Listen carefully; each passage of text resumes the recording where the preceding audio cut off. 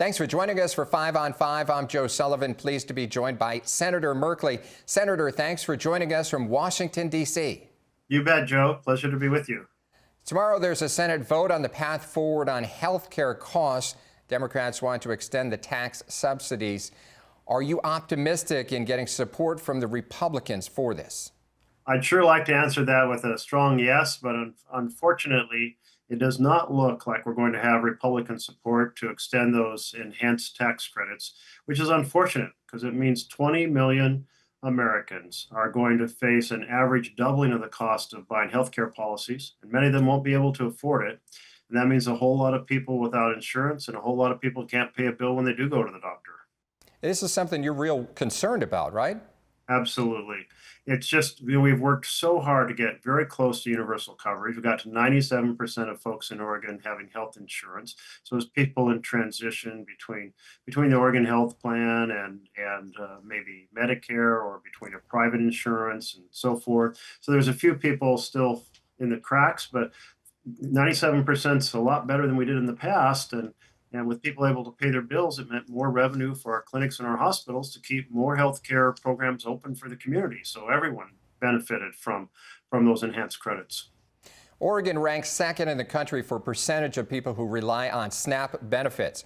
Starting January 1st, there'll be new requirements to get this money for food. How concerned are you about this?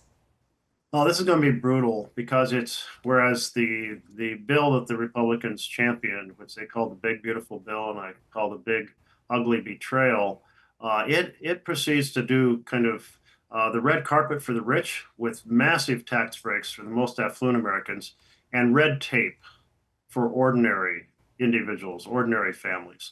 And having to renew your health insurance every few months, or your SNAP benefits, excuse me, every few months, is for, you think of the single parent who's working a couple different jobs, trying to make the schedules match, trying to get her kids to and from school, trying to, it's really a nightmare. And that's the intention, is to make it so complex and difficult to sustain your SNAP benefits that you drop off. And yet nutrition is essential to the ability of our children to learn. The Secure Rural Schools program was passed by the Senate this past summer. The House passed it yesterday. What impact will we see from this? This is a big celebration. And this is an effort that Senator Wyden led before I was in the Senate, and I backed him up all the way through, and we've come up with a lot of different ways to extend it. But finally, because it's been out of action for well over a year, and so to get this renewed and have it retroactive to when the program was shut down before, and then have it go on through the September of next year. So it's back in place, and it's very important to our rural communities for transportation, for schools, and for public safety. All right, stay with us. We'll be right back with part 2 of our 5 on 5 after this break. I'm Joe Sullivan. Welcome back to part 2 of our 5 on 5 with Senator Merkley.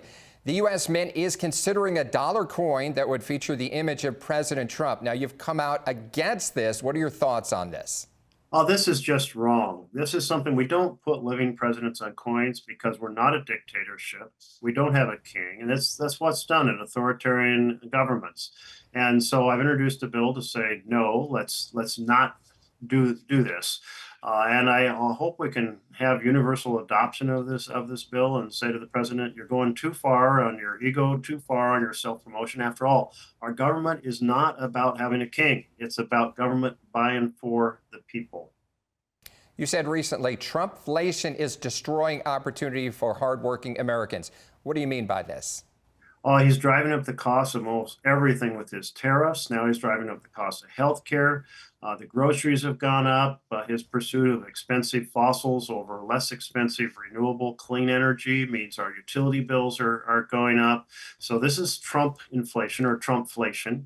And it's hurting American families. Man, the cost of housing alone is eating up more than half the budget of a sizable part of our population. The dream of home ownership is dying.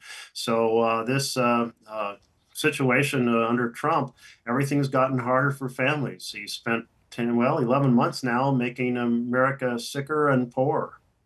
We have about a minute left. Is there anything else you'd like our viewers to know about? Well, I'm really fighting hard back against the authoritarian undertakings of Trump. He's weaponizing the judiciary to go after his opponents. He's proceeding to try to put the military in the streets. He's trying to take over the power of the purse by shutting down programs without legal authorization, and he's breaking the Constitution doing so. He's putting loyalists instead of experts in charge of things, and firing the referees like the inspector generals. All of this is an abuse of power with an effort to entrench an authoritarian state. So we're in deep danger, and that means it's important for all Americans to pay attention, to protest, and to be very engaged. Let's save our republic. Senator Merkley, thank you very much for your time. Thank you. Thank you, Joe. Stay with us. We're coming right back with more local news.